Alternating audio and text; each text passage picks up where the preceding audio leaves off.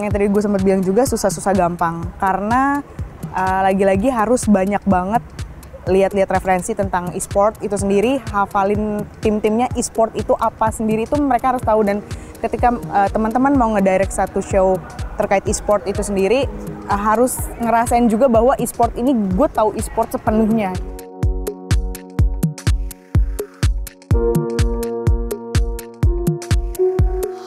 Halo, nama gue Renja Fahmilia. Gue kalau untuk FFIM ini perwakilan dari internal One Up untuk bagian show manajemennya. Konsep show-nya sebenarnya nggak beda jauh dari event-event e-sport lainnya, dari introduce player-nya, cuma memang yang membedakan adalah kita di sini lebih kayak memperkuat konsepnya itu sendiri, yaitu dari animasinya sendiri. Dan ini kan 2 hari cerita antara day 1 dan day 2 itu kita continuity.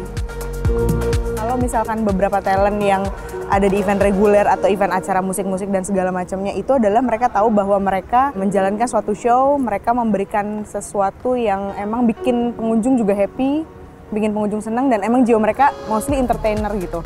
Tapi kalau misalkan event e-sport itu sendiri, karena yang kita direct ini adalah terutama player-player tim yang mereka emang tugasnya itu emang mereka wajibnya adalah mereka nge-game gitu. Mereka bukan sebenarnya menghibur orang gitu. Mengatur player ini sebenarnya unik sih, susah-susah gampang. Ada juga yang emang mereka bisa berekspresi, ada juga yang emang mereka ya udah gue player, tugas gue adalah cuma main gitu.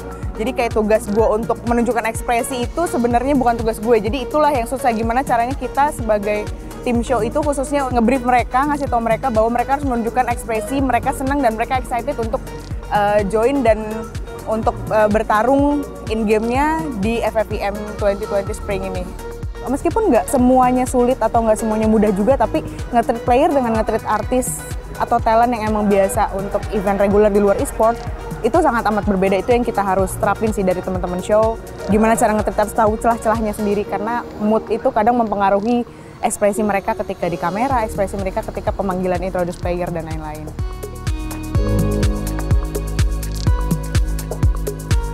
Kalau tips-tips saran-saran sebenarnya gue bukan yang handal-handal banget sih di tim show-nya gitu.